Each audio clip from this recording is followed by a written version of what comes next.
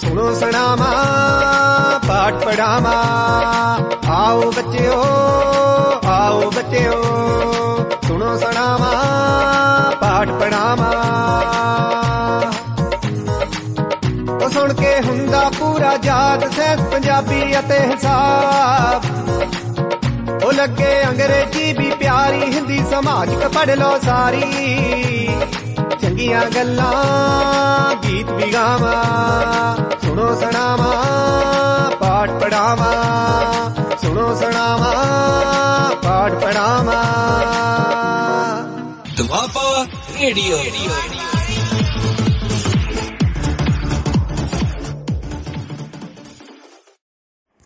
Good afternoon, students. I am Satinder Kaur, English lecturer, Government Senior Secondary Smart School, Tupsadi, District Gurdaspur. Our today's class is +1, subject General English, topic poem Mother's Day. So बच्चों, आज असी कविता पढ़ांगे mother's day. Mother's day कविता दे कवि दा नाम है शिव के कुमार। सो पहला मैं तुहानू इस कविता दी कुछ इंट्रोडक्शन दवांगी कि मदर्स डे की है ते एक कदों शुरू होया। Mother's day is celebrated to honour the mothers for their contribution to the family. The celebration of Mother's Day started in the United States. It was first celebrated by Anna Jarvis in 1908 when she had a memorial for her mother in Grafton, West Virginia. Then she began a campaign to make Mother's Day a recognized holiday in the United States. In a few years, she became successful in it.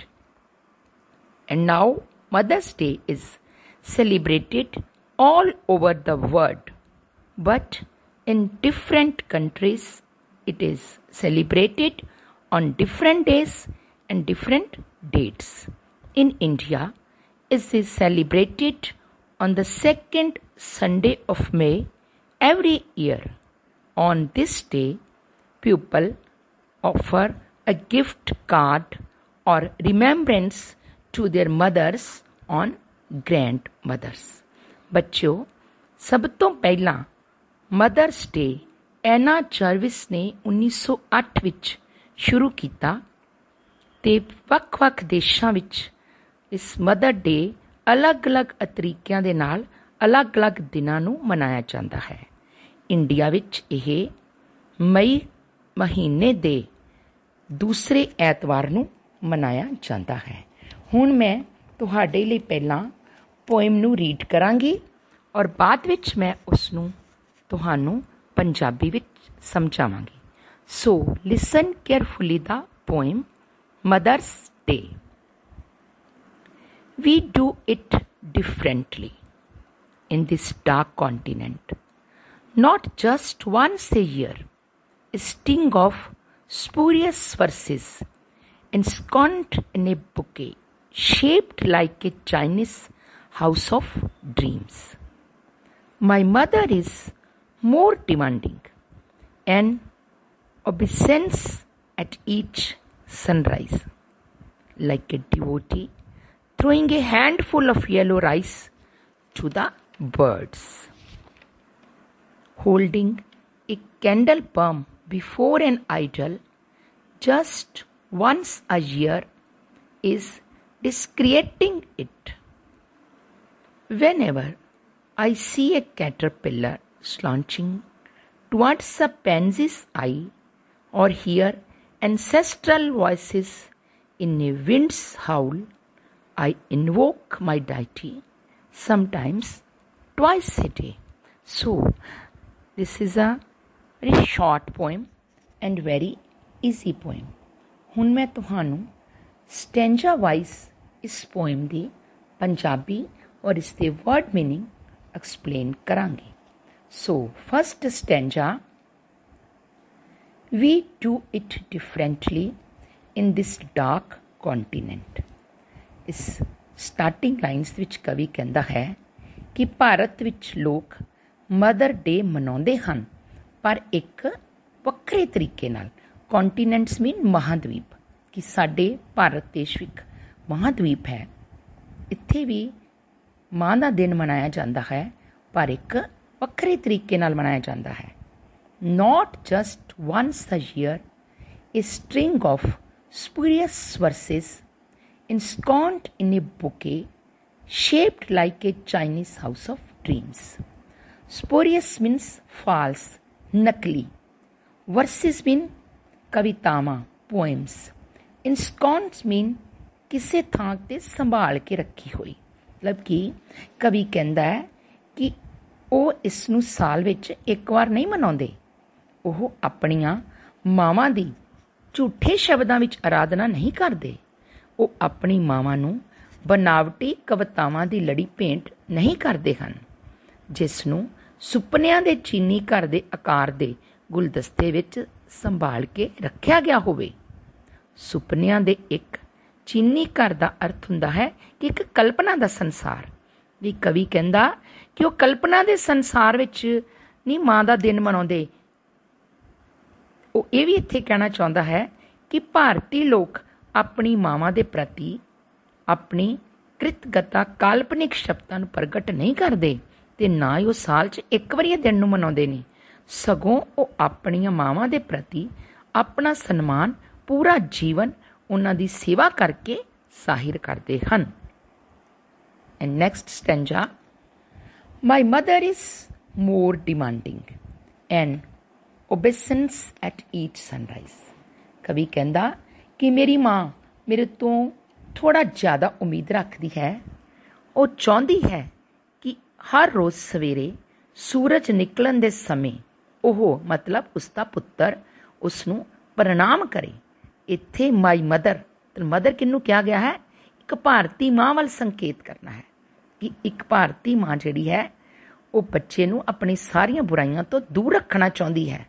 ਇਸ ਲਈ ਉਹ ਕਹਿੰਦੀ ਹੈ ਕਿ ਤੂੰ ਮੈਨੂੰ ਸਵੇਰੇ ਸਵੇਰੇ ਨਮਸਕਾਰ ਕਰ, ਮੇਰੇ ਪੈਰਾਂ ਨੂੰ ਹੱਥ ਲਗਾ ਅਤੇ ਮੇਰੇ ਕੋਲੋਂ ਆਸ਼ੀਰਵਾਦ ਪ੍ਰਾਪਤ ਕਰ। Like a devotee throwing a handful of yellow rice to the birds. ਅਤੇ ਉਹ ਵੀ ਚਾਹੁੰਦੀ ਹੈ ਕਿ ਉਹ ਪੰਛੀਆਂ ਨੂੰ ਮੁੱਠੀ ਭਰ ਪੀਲੇ ਚੌਲ ਪਾਏ। ਅਤੇ ਹੋਰਨਾਂ ਸ਼ਬਦਾਂ 'ਚ ਮਤਲਬ ਉਸਦਾ ਇਹ ਮਤਲਬ ਹੈ ਕਿ ਉਸਦੇ ਬੱਚੇ ਪੰਛੀਆਂ ਅਤੇ ਜਾਨਵਰਾਂ ਦੇ ਪ੍ਰਤੀ ਵੀ ਦਿਆਲੂ ਬਣਨ, ਕਿ ਉਹ ਸਿਰਫ ਆਪਣੀ ਮਾਂ ਦੇ ਪੈਰਾਂ ਨੂੰ ਨਾ ਹੱਥ ਲਾਉਣ, ਉਹ ਪੰਛੀਆਂ ਅਤੇ ਦੂਸਰੇ ਜਾਨਵਰਾਂ ਨੂੰ ਵੀ ਕੁਝ ਖਵਾਉਣ ਤਾਂ ਕਿ ਉਹਨਾਂ ਦਾ ਵੀ ਆਸ਼ੀਰਵਾਦ ਪ੍ਰਾਪਤ ਕਰਨ। ਹੋਲਡਿੰਗ ਏ ਕੈਂਡਲ ਬ੍ਰਹਮ before N Idol just once a year is discrediting it।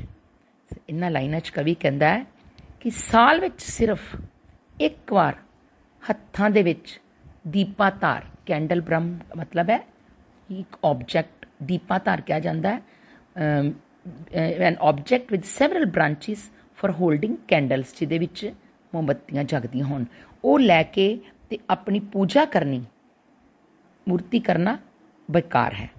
ਉਹ ਉਸ ਮੂਰਤੀ ਦਾ ਅਨਾਦਰ ਕਰਨ ਤੋਂ ਇਲਾਵਾ ਹੋਰ ਕੁਝ ਵੀ ਨਹੀਂ ਹੈ। ਬਿਲਕੁਲ ਇਸੇ ਤਰ੍ਹਾਂ ਹੀ ਸਿਰਫ ਸਾਲ ਵਿੱਚ ਇੱਕ ਵਾਰ ਆਪਣੀ ਮਾਂ ਦਾ ਸਨਮਾਨ ਕਰਨਾ ਉਸ ਦਾ ਅਨਾਦਰ ਕਰਨ ਤੋਂ ਇਲਾਵਾ ਹੋਰ ਕੁਝ ਨਹੀਂ ਹੈ। And third and last stanza is, whenever I saw a caterpillar slouching towards a pansy's eye।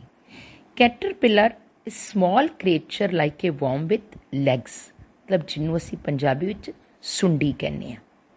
slouching means moving forward, ਅੱਗੇ ਵੱਧਦਾ ਹੋਇਆ। toward a pansy's eye, ਪੈਨਸੀ ਇੱਕ ਸੁਨਹਿਰੀ ਫੁੱਲ ਦਾ ਨਾਮ ਹੈ। ਕਿ ਕਵੀ ਕਹਿੰਦਾ ਹੈ ਕਿ ਜਦੋਂ ਕਦੇ ਵੀ ਉਹ ਇੱਕ ਸੁੰਡੀ ਨੂੰ ਪੈਨਸੀ ਦੇ ਪੌਦੇ ਵੱਲ ਵੱਧਦਾ ਹੋਇਆ ਵੇਖਦਾ ਹੈ ਤਾਂ ਉਹ ਆਪਣੇ ਈਸ਼ਵਰ ਨੂੰ ਯਾਦ ਕਰਦਾ ਹੈ। ਔਰ ਹੀਅਰ ਐਨਸੈਸਟਰਲ ਵੋਇਸਿਸ, ਐਨਸੈਸਟਰਲ ਮੀਨਸ ਆਪਣੇ ਪੂਰਵਜਾਂ ਦੀਆਂ ਆਵਾਜ਼ਾਂ। ਇਨ ਵਾਈਂਡਸ ਹਾਊਲ, ਹਾਊਲ ਮੀਨਸ ਹੁੰਦਾ ਹੈ ਕਿ ਬਹੁਤ ਤੇਜ਼ ਚੱਲ ਰਹੀ ਹਵਾ ਦੀ ਲੰਬੀ ਉੱਚੀ ਆਵਾਜ਼। I invoke my deity sometimes twice a year। ਤੇ ਕਵੀ ਕਹਿੰਦਾ ਕਿ ਜਦੋਂ ਕਦੇ ਵੀ ਤੇਜ਼ ਹਵਾ ਵਿੱਚ, ਭਿਆਨਕ ਆਵਾਜ਼ਾਂ ਵਿੱਚ ਆਪਣੇ ਪੂਰਵਜਾਂ ਦੀ ਆਵਾਜ਼ ਸੁਣਦਾ ਹੈ ਤਾਂ ਉਹ ਆਪਣੇ ਈਸ਼ਵਰ ਨੂੰ ਯਾਦ ਕਰਦਾ ਹੈ ਅਤੇ ਕਈ ਵਾਰ ਆਪਣੇ ਈਸ਼ਵਰ ਨੂੰ ਦਿਨ ਵਿੱਚ 2 ਵਾਰ ਵੀ ਯਾਦ ਕਰਦਾ ਹੈ। ਇੱਥੇ ਕਵੀ ਤਾਂ ਈਸ਼ਵਰ ਕੌਣ ਹੈ? ਉਸ ਦੀ ਮਾਂ। ਸੋ ਇਹਨਾਂ ਸਤਰਾਂ ਵਿੱਚ, ਇਹਨਾਂ ਲਾਈਨਾਂ ਵਿੱਚ ਕਵੀ ਆਖਦਾ ਹੈ ਜਦੋਂ ਉਹ ਕਿਸੇ ਚੀਜ਼ ਨੂੰ ਵੇਖ ਕੇ ਹੈਰਾਨ ਰਹਿ ਗਿਆ ਹੋਵੇ ਜਾਂ ਡਰ ਗਿਆ ਹੋਵੇ, ਸਭ ਤੋਂ ਪਹਿਲਾਂ ਉਸ ਦੀ ਮਾਂ ਦਾ ਖਿਆਲ ਉਸ ਦੇ ਮਨ ਵਿੱਚ ਆਉਂਦਾ ਹੈ। ਬੱਚਿਓ, ਕਈ ਵਾਰੀ ਜਦੋਂ ਤੁਸੀਂ ਡਿੱਗ ਜਾਓ, ਹਾਏ ਮਾਂ ਬਚਾਈ ਮਾਂ, ਹਮੇਸ਼ਾ ਇਵੇਂ ਕਹਿੰਦੇ ਹੋ। ਇਹ ਉਸ ਦਾ ਸੁੱਖ ਹੋਵੇ ਜਾਂ ਦੁੱਖ, ਉਹ ਸਭ ਕੁਝ ਆਪਣੀ ਮਾਂ ਦੇ ਨਾਲ ਸਾਂਝਾ ਕਰਨਾ ਚਾਹੁੰਦਾ ਹੈ ਅਤੇ ਉਹ ਉਸ ਨੂੰ ਯਾਦ ਕਰਦਾ ਹੈ। ਇਸ ਨਾਲ ਕੋਈ ਫਰਕ ਨਹੀਂ ਪੈਂਦਾ ਕਿ ਉਹ ਦਿਨ ਵਿੱਚ ਕਿੰਨੀ ਵਾਰ ਉਸ ਨੂੰ ਯਾਦ ਕਰਦਾ ਹੈ। ਸੋ ਬੱਚਿਓ, ਇਹ ਸੀ ਕਵਿਤਾ ਅਤੇ ਉਸ ਦਾ ਪੰਜਾਬੀ ਵਿੱਚ ਐਕਸਪਲੇਨੇਸ਼ਨ। ਹਰ ਇੱਕ ਕਵਿਤਾ ਵਿੱਚੋਂ ਬੱਚਿਓ ਤੁਹਾਨੂੰ ਇੱਕ ਸੈਂਟਰਲ ਆਈਡੀਆ ਆਏਗਾ ਅਤੇ ਕੰਪਰੀਹੈਂਸ਼ਨ ਦੇ ਕੁਐਸਚਨ ਆਉਣਗੇ। ਸੈਂਟਰਲ ਆਈਡੀਆ ਵਿੱਚ 4 ਨੰਬਰ ਦਾ ਹੋਏਗਾ, ਜਿਸ ਵਿੱਚ ਤੁਸੀਂ ਉਸ ਕਵਿਤਾ ਦਾ ਕੇਂਦਰੀ ਭਾਵ ਲਿਖਣਾ ਹੋਏਗਾ ਕਿ ਇਸ ਕਵਿਤਾ ਦੇ ਵਿੱਚ ਅਸਲ 'ਚ ਕਵੀ ਕੀ ਕਹਿਣਾ ਚਾਹੁੰਦਾ ਹੈ। ਸੋ ਸਭ ਤੋਂ ਪਹਿਲਾਂ ਤੁਸੀਂ ਸੈਂਟਰਲ ਆਈਡੀਆ ਵਿੱਚ ਕਵੀ ਦਾ ਨਾਮ ਲਿਖੋਗੇ।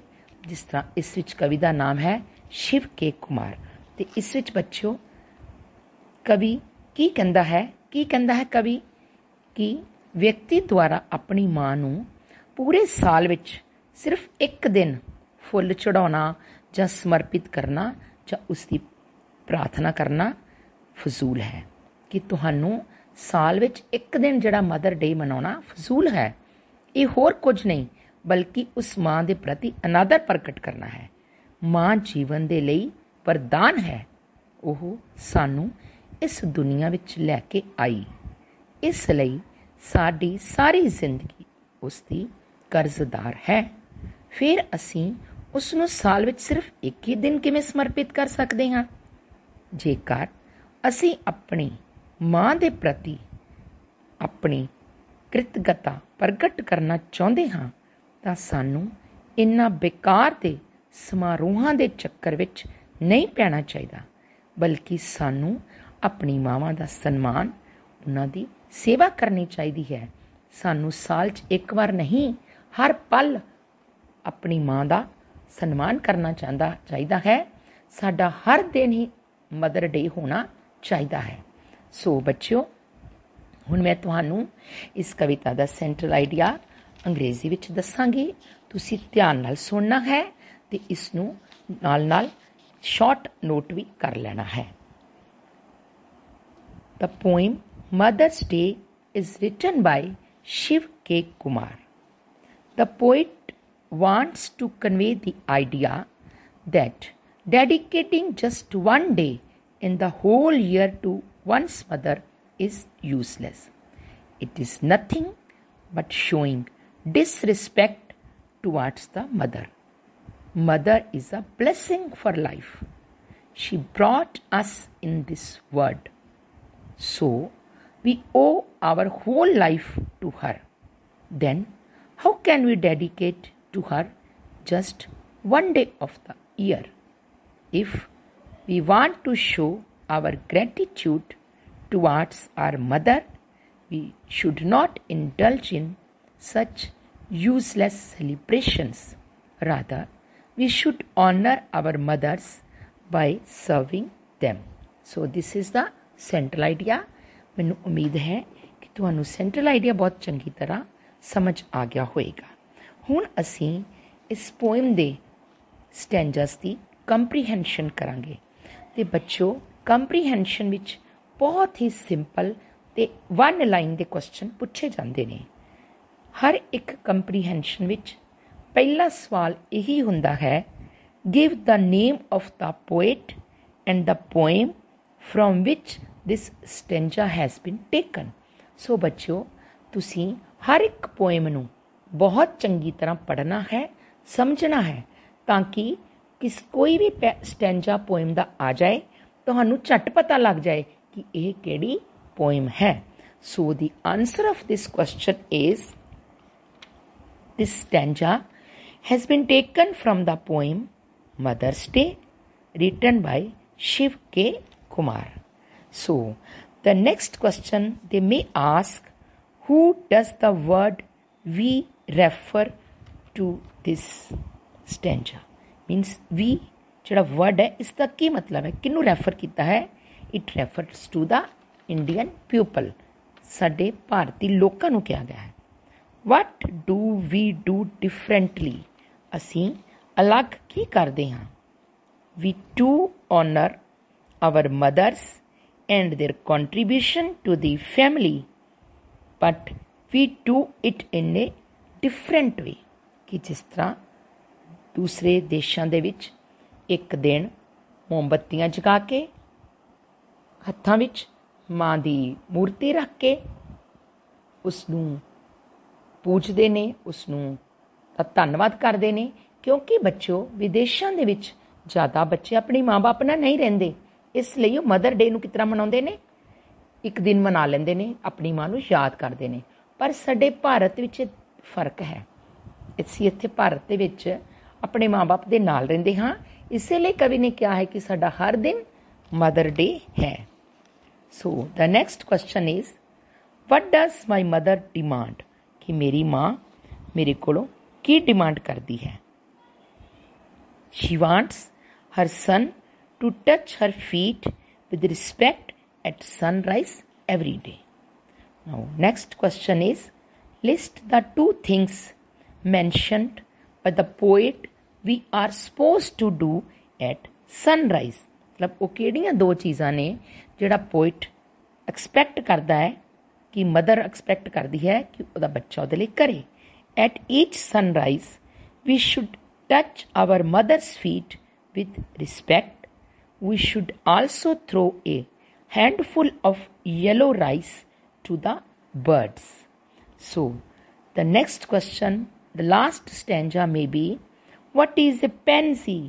Pansy ਕੀ ਹੈ? मतलब ਇੱਕ ਫੁੱਲ ਹੈ। A pansy is a small garden plant which has brightly colored flowers. ਇੱਕ ਪੌਦਾ ਹੈ ਜਿਸ ਨੂੰ ਬਹੁਤ ਸੋਹਣੇ ਚਮਕਦਾਰ ਰੰਗ ਦੇ ਫੁੱਲ ਲੱਗਦੇ ਹਨ। ਨੈਕਸਟ ਕੁਐਸਚਨ ਹੈ, who does the poet call upon whenever he hears the loud noise of the wind? ਜਦੋਂ ਤੇਜ਼ ਹਵਾ ਸੁਣਦਾ ਹੈ ਤਾਂ ਪੋਇਟ ਕਿਹਨੂੰ ਬੁਲਾਉਂਦਾ ਹੈ? he calls upon his mother, ਜਿਸ ਤਰ੍ਹਾਂ ਤੁਸੀਂ ਵੀ ਸਾਰੇ ਕਰਦੇ ਹੋ। ਜਦੋਂ ਵੀ ਕਿਸੇ ਦੁੱਖ ਤਕਲੀਫ 'ਚ ਹੋਵੋ ਤੇ ਆਪਣੀ ਮਾਂ ਨੂੰ ਬਹੁਤ ਜਲਦੀ ਬੁਲਾਉਂਦੇ ਹੋ। ਇਸ ਲਈ ਬੱਚੋ this is the poem Mother's Day. ਔਰ ਇਸ ਪੋਇਮ ਤੋਂ ਤੁਸੀਂ ਬੱਚੋ ਕੀ ਸਿੱਖਿਆ ਕਿ ਸਾਨੂੰ ਮਾਂ ਦਾ ਦਿਨ ਮਦਰਸ ਡੇ ਜਿਹੜਾ ਕਿ ਹਰ ਸਾਲ ਮਈ ਦੇ ਦੂਸਰੇ ਐਤਵਾਰ ਨੂੰ ਮਨਾਇਆ ਜਾਂਦਾ ਹੈ, ਸਾਨੂੰ ਸਿਰਫ ਉਸ ਦਿਨ ਨੂੰ ਹੀ ਨਹੀਂ ਮਨਾਉਣਾ ਚਾਹੀਦਾ, ਸਾਨੂੰ ਹਰ ਦਿਨ ਆਪਣੀ ਮਾਂ ਨੂੰ ਸਮਰਪਿਤ ਦਿਨ ਮਨਾਉਣਾ ਚਾਹੀਦਾ ਹੈ।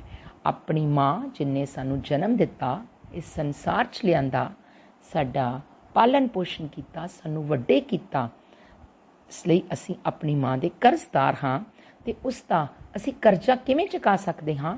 ਉਸ ਦੀ ਰਿਸਪੈਕਟ ਕਰਕੇ, ਅਤੇ ਰਿਸਪੈਕਟ ਕਰਾਂਗੇ ਉਸ ਕੋਲੋਂ ਆਸ਼ੀਰਵਾਦ ਲਵਾਂਗੇ। ਹਰ ਰੋਜ਼ ਆਪਣੀ ਮਾਂ ਦੇ ਸਵੇਰੇ ਉੱਠ ਕੇ ਪੈਰਾਂ ਨੂੰ ਹੱਥ ਲਗਾਓ, ਮੱਥਾ ਟੇਕੋ, ਉਸ ਕੋਲੋਂ ਆਸ਼ੀਰਵਾਦ ਲਓ। ਸਕੂਲ ਆਉਣ ਤੋਂ ਪਹਿਲਾਂ ਵੀ ਆਪਣੀ ਮਾਂ ਦੇ ਪੈਰਾਂ ਨੂੰ ਹੱਥ ਲਗਾਓ, ਉਹਦੇ ਤੋਂ ਆਸ਼ੀਰਵਾਦ ਲਓ। ਕਿਸੇ ਵੀ ਕੰਮ ਵਾਸਤੇ ਬਾਹਰ ਜਾਣਾ ਹੋਏ, ਤੁਸੀਂ ਕਿਸੇ ਇਮਤਿਹਾਨ ਲਈ ਜਾਣਾ ਹੋਏ, ਕਿਸੇ ਨੌਕਰੀ ਲਈ ਜਾਣਾ ਹੋਏ, ਕਿਸੇ ਵੀ ਨਵੇਂ ਕੰਮ ਲਈ ਬਾਹਰ ਜਾਣਾ ਹੋਏ, ਹਮੇਸ਼ਾ ਆਪਣੀ ਮਾਂ ਦੇ ਪੈਰਾਂ ਨੂੰ ਹੱਥ ਲਗਾਓ, ਉਸ ਕੋਲੋਂ ਆਸ਼ੀਰਵਾਦ ਪ੍ਰਾਪਤ ਕਰਕੇ ਫਿਰ ਤੁਸੀਂ ਜਾਓ।